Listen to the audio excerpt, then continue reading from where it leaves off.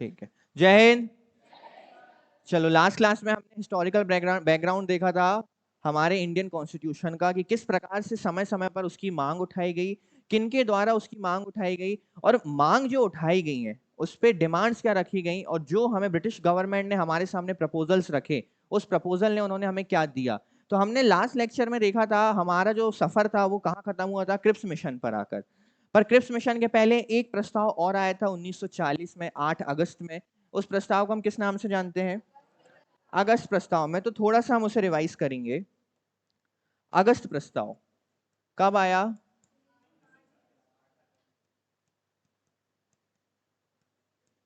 8 अगस्त 1940। अच्छा, ये अगस्त में आया, इसलिए इसे किस नाम से जाना जाता है? अगस्त प्रस्ताव के नाम से जाना जाता है। अच्छा, इसके पेशकर्ता कौन थे आपके? लिनलिथगो थे। इस नाम से आप फ्रेंडली हो गए होंगे अब। अच्छा, उस समय वर्ष चल रहा है 1940। आप सभी जान रहे हैं कि 1939 में क्या शुरू हो चुका है? वर्ल्ड वॉर टू शुरू हो चुका है, जिस वजह से ब्रिटिशर्स अभी कहां व्यस्त चल रहे हैं? वर्ल्ड वॉर टू में। और ब्रिटिशर्स को मदद किसकी चाहिए है? भारतीय सैनिकों की। इसलिए वे चाहते हैं कि कहीं ना कहीं भारतीयों का समर्थन उन्हें क्या हो? प्राप्त हो। अब इसी चीज को प्राप्त करने के लिए उन्होंने सोचा कि अगर कुछ चाहिए तो कुछ देना पड़ेगा। तो ब्रिटिशर्स ने बोला कि ठीक है, लिनलिथगो के द्वारा उन्होंने एक अगस्त प्रस्ताव पेश किया और बोला भारतीयों को हम कुछ चीजें देना चाहते हैं। उसमें सबसे पहली चीज क्या थी? सबसे पहली चीज कि भारत को हम एक डोमेनियन स्टेटस देंगे।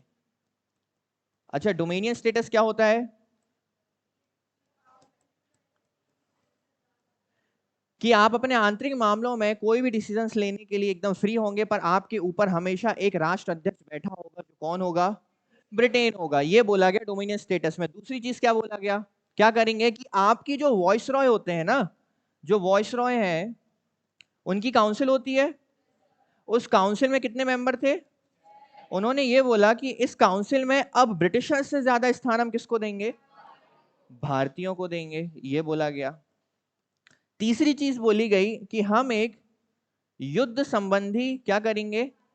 समिति का गठन करेंगे, जो युद्ध से संबंधित चीजों का आंकलन करेगी और जिस जिस चीज की आवश्यकता है उस पर अपने डिसीजंस देगी। ये तीन चीज बोली गई। इसके अलावा कुछ बोला गया क्या इस अगस्त प्रस्ताव में? अच्छा, इस अगस्त प्रस्ताव को हमारे भारतीय लोगों के द्वारा या भारतीय राजनेताओं के द्वारा या उस समय की कांग्रेस पार्टी के द्वारा क्या एक्सेप्ट किया गया? नहीं किया गया। तो कहीं ना कहीं ये अगस्त प्रस्ताव क्या हो गया? फेल हो गया। अब फेल हो गया तो ठीक है, अगला प्रयास किया जाए। तो इन्होंने क्या किया इसके बाद? कब? 1942 में किसको भेजा? क्रिप्स को भेजा, जिसे हम किस नाम से जानते हैं? अच्छा, ये कोई समिति नहीं थी, केवल एक ही व्यक्ति आए थे आपके, है ना, इसलिए इसे बोला जाता है क्रिप्स मिशन। अच्छा, क्रिप्स मिशन को इसलिए भेजा गया कि देखो यार, इन लोग लिनलिथगो ने जो अगस्त प्रस्ताव प्रस्तुत किया है वो डिमांड इन्हें पसंद नहीं आ रही है। आप एक काम करो, कुछ नई चीजें लेकर जाओ, शायद ये मान जाए। तो क्रिप्स आए, है ना। अब सभी राजनेता हैं, सुनना चाह रहे हैं कि क्रिप्स क्या नए प्रस्ताव लेकर आए हैं। तो इन्होंने बोला कि देखिए, सबसे पहली चीज, हम आपको डोमेनियन स्टेटस तो देंगे, यानी पूर्ण स्वराज हम आपको नहीं दे रहे हैं।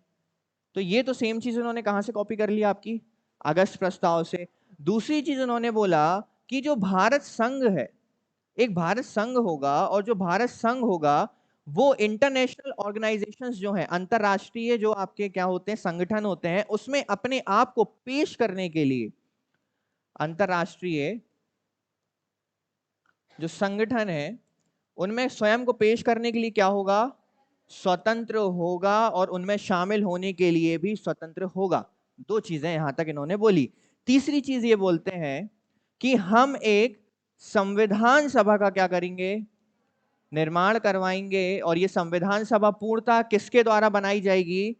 भारतीयों के द्वारा बनाई जाएगी, और इसमें भारतीयों की सभी मांगों का ध्यान रखा जाएगा, उन्होंने ये बोला। चौथी चीज उन्होंने बोली कि ये जो संविधान सभा है, इसमें दो स्थानों से लोग आएंगे या सदस्य आएंगे। एक आएंगे प्रांत से और आएंगे आपके रियासतों से। आगे इन्होंने ये चीज बोला जो भारतीय राजनेताओं को पसंद नहीं आई, कि ये जो सदस्य आएंगे प्रांत और रियासतों से, ये इस संविधान सभा का सदस्य बनने के लिए पूर्णतः स्वतंत्र होंगे। यदि वे बनना चाहते हैं तो बन सकते हैं, और यदि नहीं बनना चाहते तो नहीं बने। क्या कर सकते हैं? वो अपने प्रांत या अपनी रियासत में स्वतंत्र रूप से अपना शासन कर सकते हैं और अपने स्वयं का एक अलग से संविधान बना सकते हैं। इस पॉइंट की वजह से इसका क्या किया गया? विरोध किया गया, और क्रिप्स मिशन भारत में क्या हो जाता है? फेल हो जाता है। और इनकी इन्हीं पॉइंट्स की वजह से महात्मा गांधी ने क्रिप्स मिशन को क्या कहा है?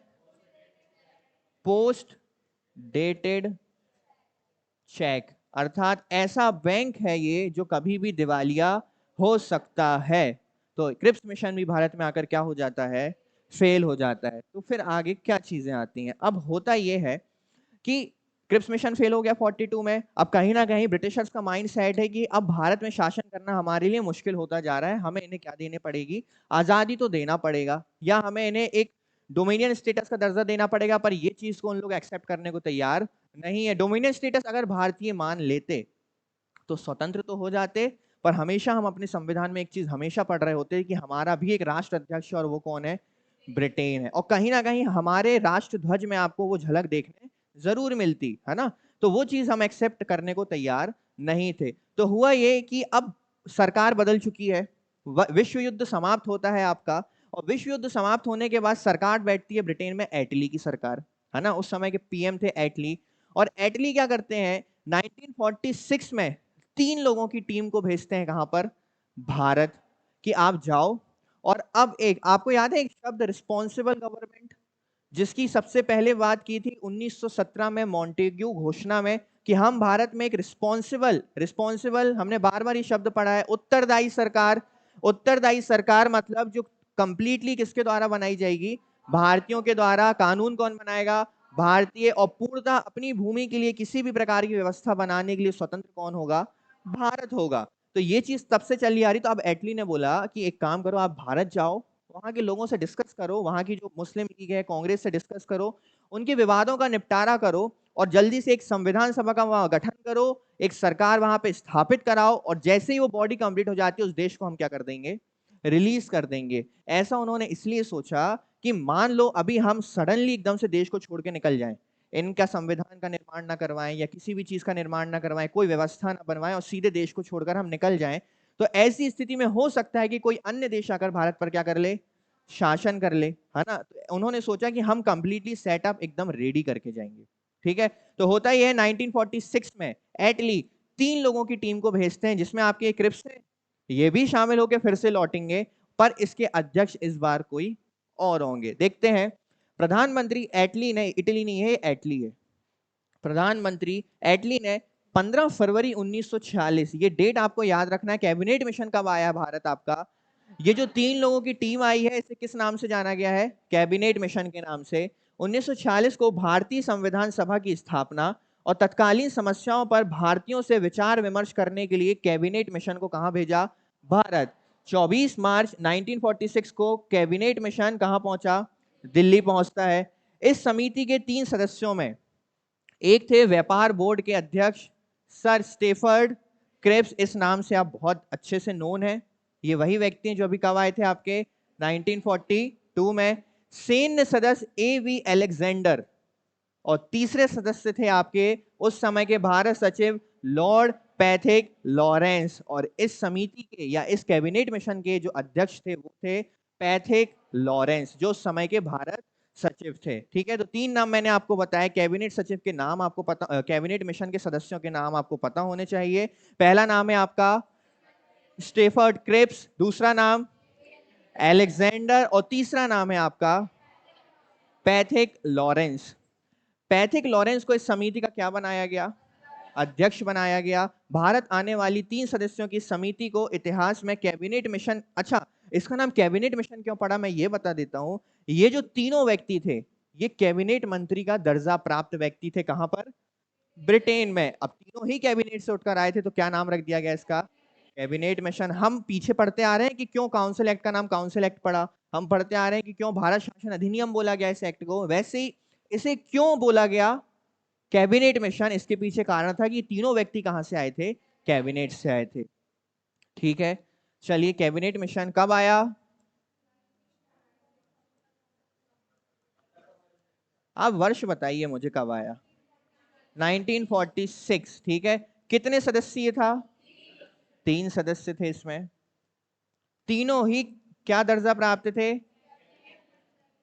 कैबिनेट के मंत्री थे, इसलिए इसका नाम क्या पड़ा, कैबिनेट मिशन पड़ा।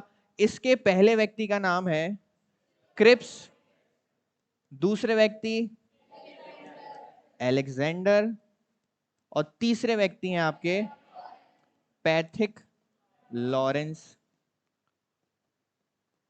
और इस कैबिनेट मिशन के जो अध्यक्ष हैं, चेयरपर्सन है, वो कौन है आपके, पैथिक लॉरेंस है। तो अभी ये भारत आ चुके हैं, दिल्ली पहुंच चुके हैं, यहां तक की कहानी क्लियर है। ठीक है, 1942 के बाद एटली ने 1946 में किसे भेजा। अच्छा, 1942 के बाद आपको याद होगा 45 में भी आपका वेवेल आए थे, उन्होंने शिमला सम्मेलन रखवाया था, पर वो एकदम फेल हुआ था, किसी भी प्रकार का उसमें डिसीजन नहीं हो पाया था।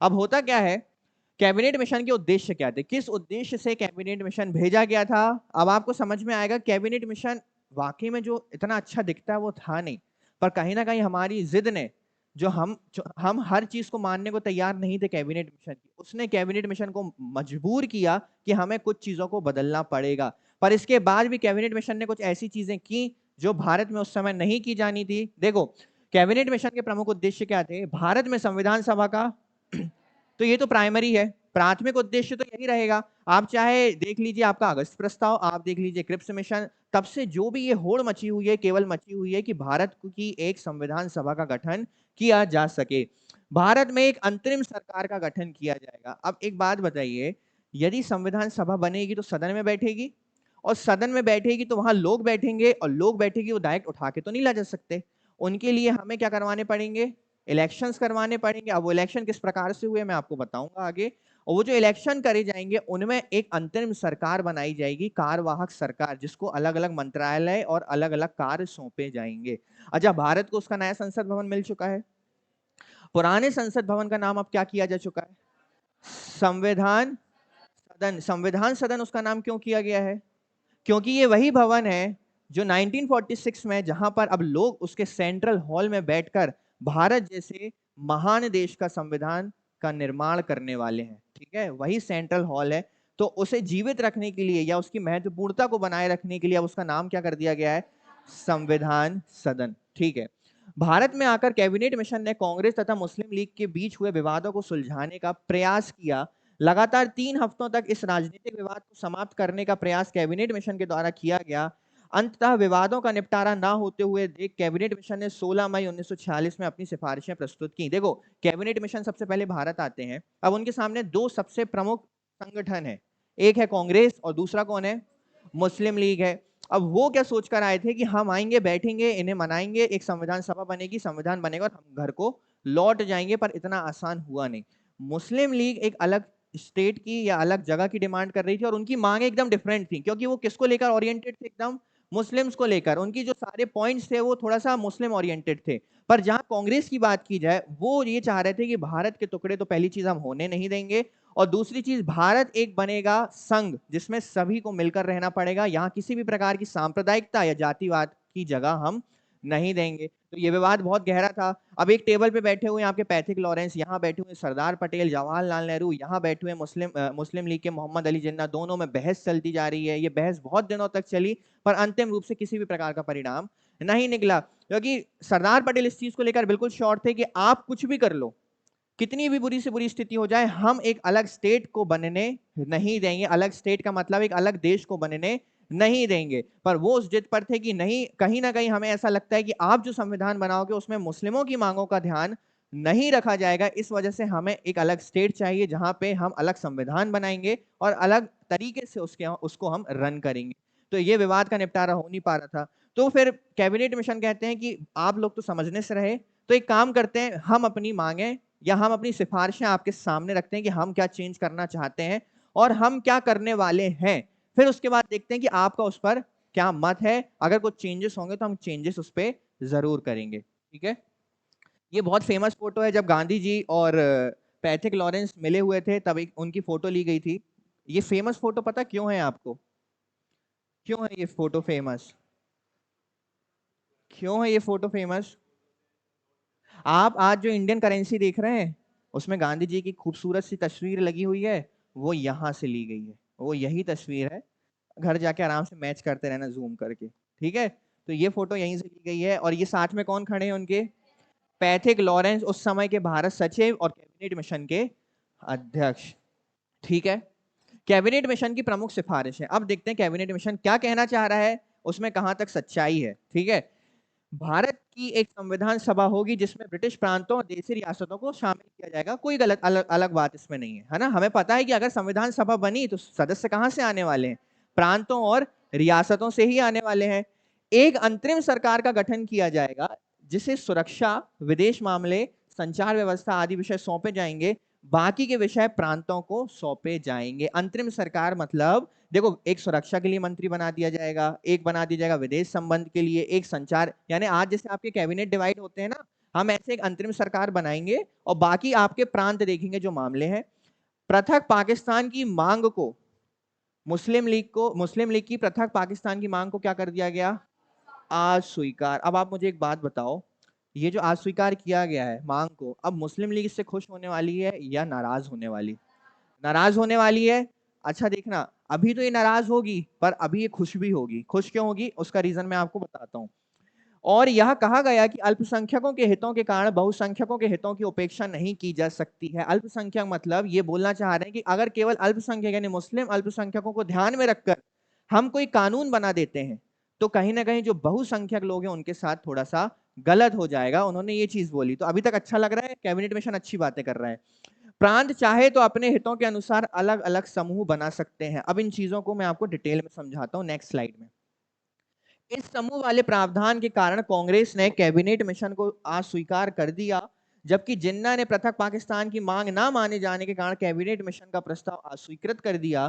परंतु आगे चलकर कैबिनेट मिशन ही संविधान सभा का क्या बना? आधार बना। अब आप एक पॉइंट यहां देखिए, हितों के अनुसार अलग अलग समूह, ये शब्द देखा आपने? अब मैं आपको ये शब्द समझाता हूं कि कैबिनेट मिशन ने एक प्रस्ताव क्या रखा था। देखो, कैबिनेट मिशन ने ये बोला कि जो प्रांत हैं आपके, कितने प्रांत हैं आपके अभी भारत में? 11। जो आपके 11 प्रांत हैं इनको हम 3 ग्रुप्स में डिवाइड करेंगे। पहला ग्रुप होगा आपका ग्रुप ए, दूसरा होगा आपका ग्रुप बी और तीसरा होगा आपका ग्रुप सी। अब इन्होंने क्या कहा, देखो इन्होंने ये बोला कि जो 11 प्रांत हैं इनमें से कुछ प्रांत किस में रख दो? ग्रुप ए में। कुछ प्रांत किस में रख दो? और कुछ प्रांत सी में। एग्जाम्पल के तौर पे समझते हैं कि चलो यहां पे कुछ प्रांत रखे, यहां पर कुछ प्रांत रखे और यहां पर कुछ प्रांत रखे, ठीक है? इस प्रकार से अभी ये प्रस्ताव कौन रखा है सामने आपके?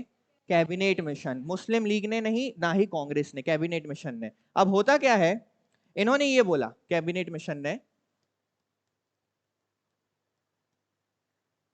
कैबिनेट मिशन ने बोला कि एक काम करते हैं, संविधान बनाने में एक अलग प्रकार के सिस्टम को फॉलो करते हैं। हम क्या करते हैं कि मान लेते हैं चलो ये बंगाल प्रांत है, यहाँ पर कोई ग्रुप है जिसमें मद्रास प्रांत है, यहाँ कहीं पे संयुक्त प्रांत होगा, यहाँ कहीं बिहार प्रांत होगा, वैसे यहाँ कहीं उड़ीसा प्रांत होगा। इस प्रकार से उन्होंने बोला कि इन प्रांतों को डिवाइड कर दिया ग्रुप ए, ग्रुप बी और ग्रुप सी में। उन्होंने बोला कि देखो आप जो बंगाल हो, आप अपना स्वयं का एक क्या बनाओ?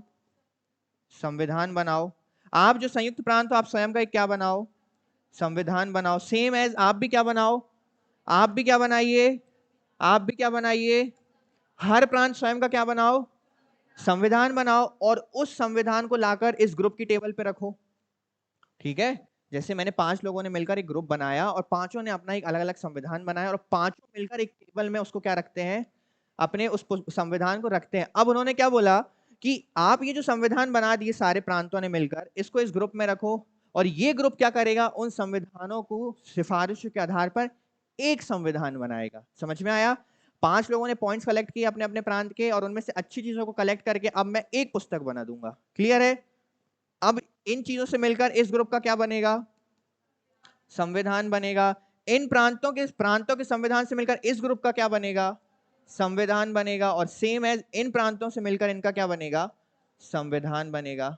ये समझ में आ रहा है सिस्टम? इन्होंने बोला प्रांत अपने अपने संविधान बनाओ, उसे लाकर ग्रुप के पास रखो, ग्रुप उनमें से कलेक्ट करके एक पुस्तक बना देगा, यानी उन 5 और 4 की मिलाकर हम एक पुस्तक बना देंगे। अच्छा, इसके बाद उन्होंने ये चीज बोला कि ये जो ग्रुप ए है, ये ग्रुप बी है और ये ग्रुप सी है, ये तीनों ग्रुप क्या करो, अपनी अपनी संविधान की पुस्तक को आप कहां रख दो, यहां पर एक सेंट्रल टेबल पर रख दो, केंद्र में, केंद्र की टेबल पर रख दो।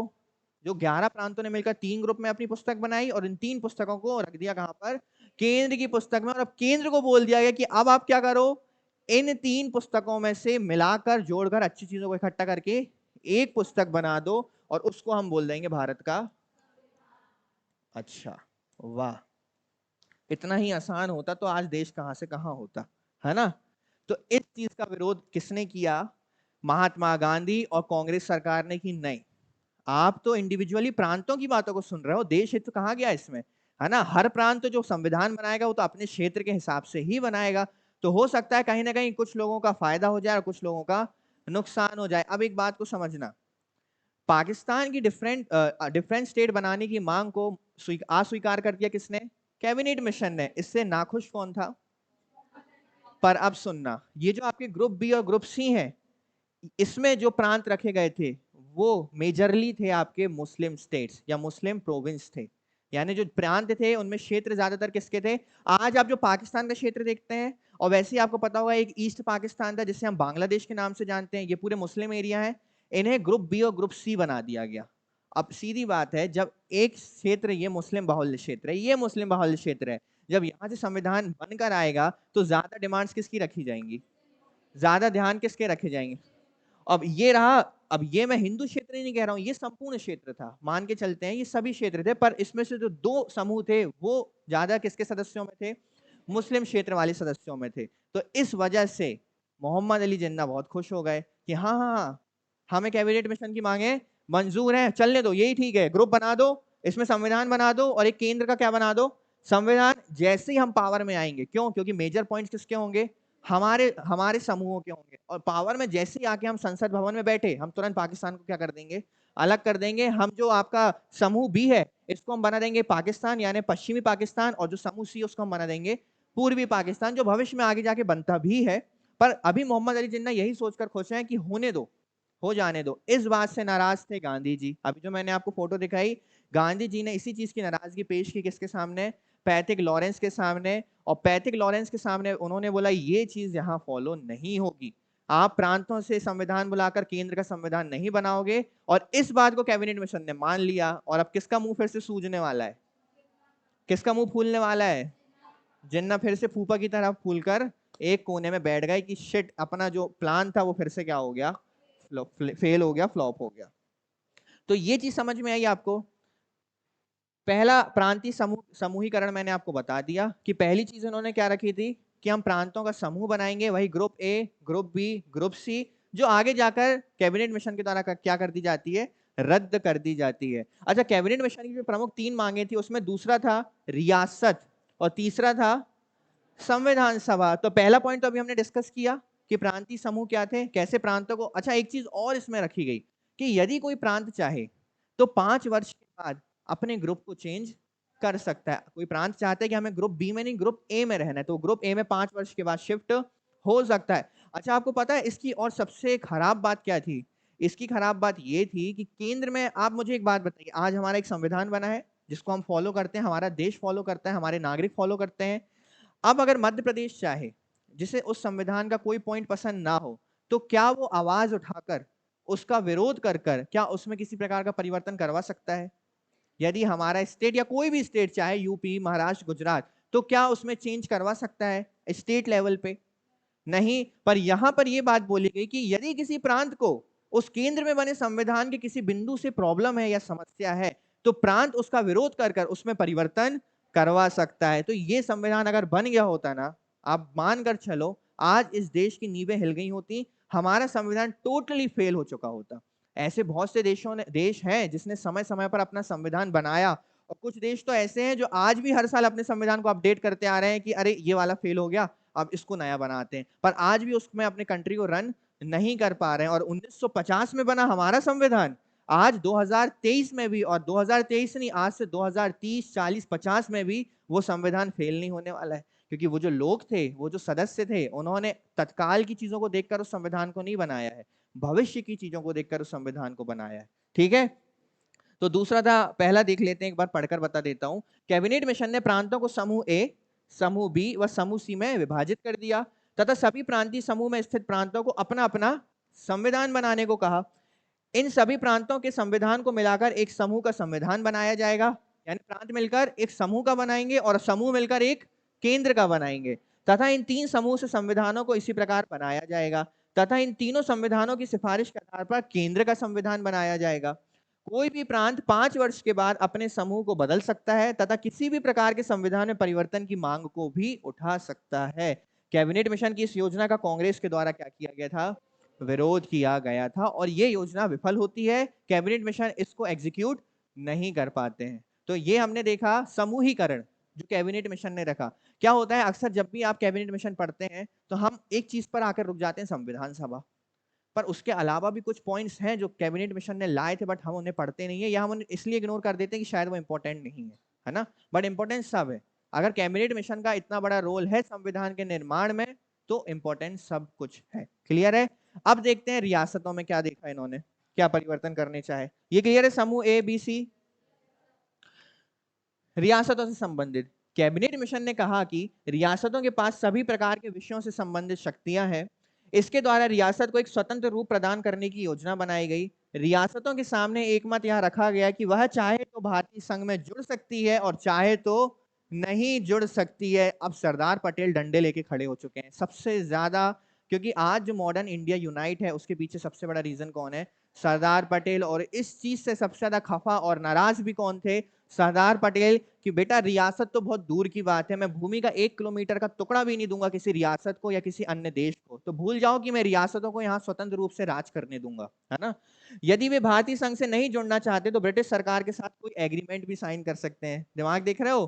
कि भारत के बीच में ही बनी कोई रियासत अगर चाहे तो स्वतंत्र भारत होने के पश्चात भी वो अपने तौर पर स्वतंत्र रह सकती है और ब्रिटिश गवर्नमेंट के साथ एग्रीमेंट साइन करके रह सकती है। यानी ब्रिटिशर्स आते जाते रहेंगे, ब्रिटिशर्स के साथ उनके मैत्रीपूर्ण संबंध बने रहेंगे, और हम मूर्ख हैं, हम तो भारतीय मूर्ख है ना, बीच में उन्हें बैठने देंगे, है ना। कैबिनेट मिशन की इस योजना का भी क्या किया गया?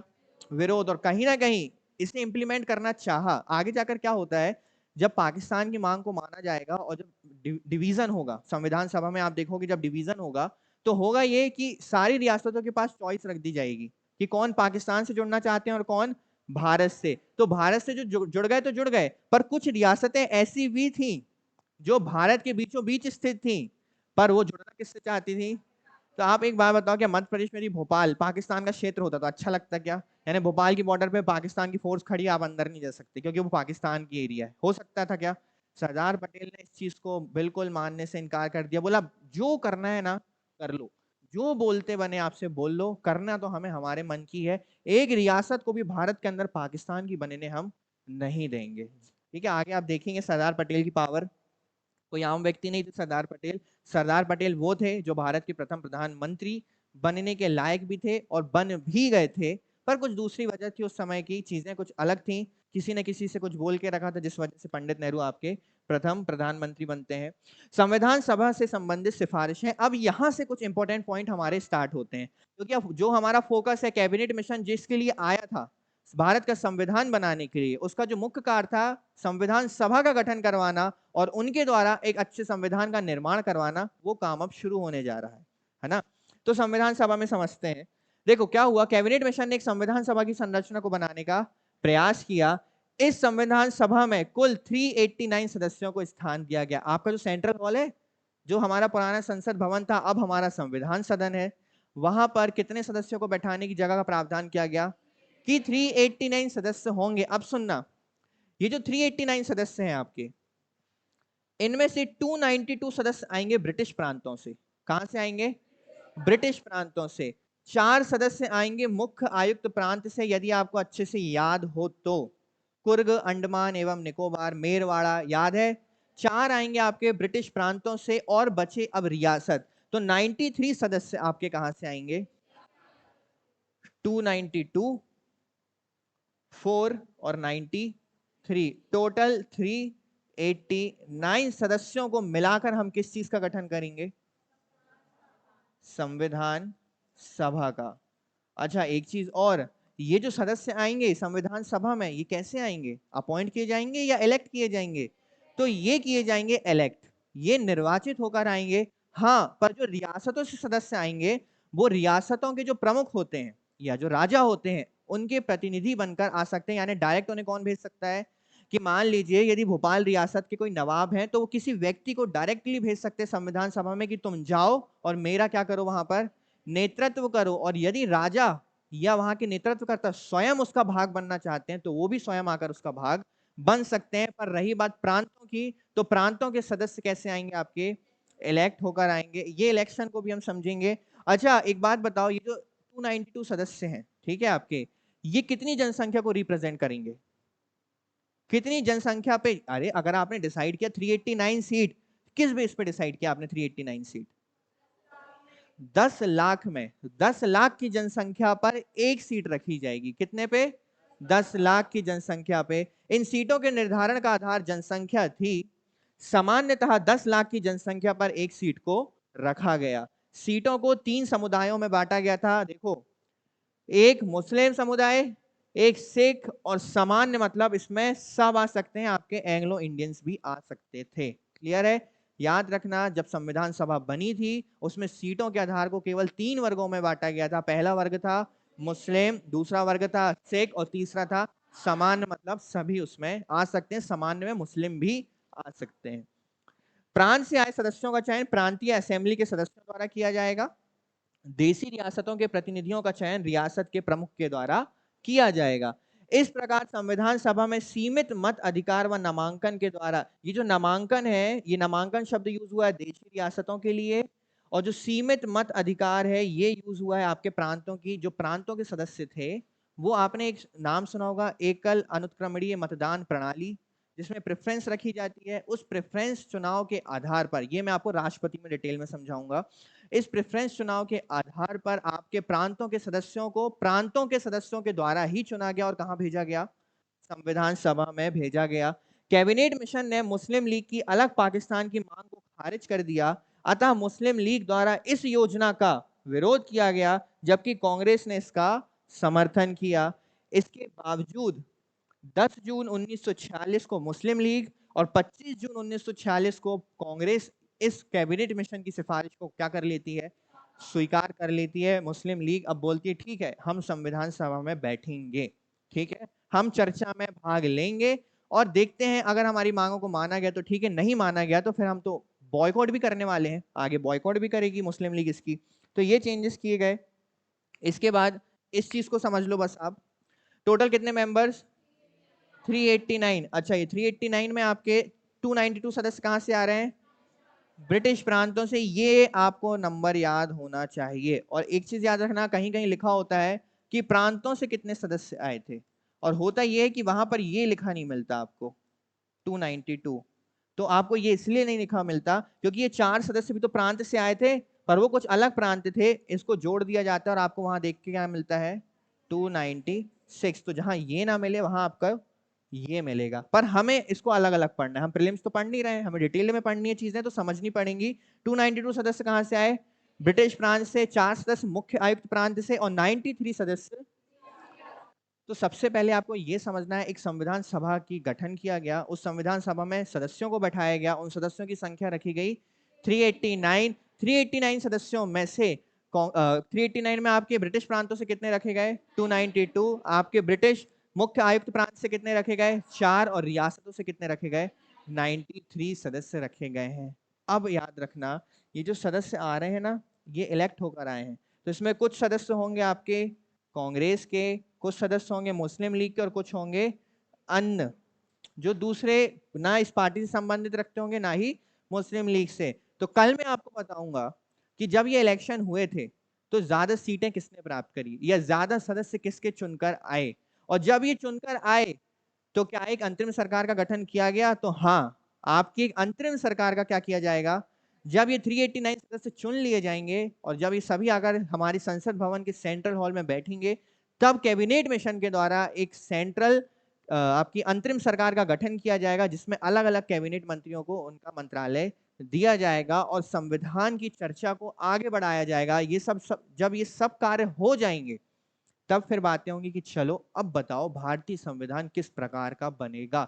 और तब जाकर दिसंबर में 9 दिसंबर 1946 में पहली संविधान सभा की बैठक होगी इस बात को चर्चा करने के लिए कि कैसा होगा देश का संविधान, कैसी होगी देश की बॉडी, आखिर कैसे वर्क करेगा हमारा देश, हमारे देश का मुख्य संवैधानिक प्रमुख आखिर होगा कौन, सेना पर शासन कौन करेगा, सेना की पावर्स क्या होंगी, गवर्नमेंट की पावर्स क्या होंगी, ये कार्यपालिका क्या होगी, ये न्यायपालिका क्या होगी, ये विधायिका क्या होगी, ये कानून कैसे बनाया जाएगा, ये संसदों को कैसे डिवाइड किया जाएगा, यदि कुछ संशोधन करना है तो किस प्रकार से किया जाएगा, अगर बहुमत प्राप्त करना है तो बहुमत किस प्रकार का किस विषय में रखा जाएगा, कहां विशेष होगा कहां साधारण होगा, किन विषयों पर संयुक्त अधिवेशन बुलाया जाएगा।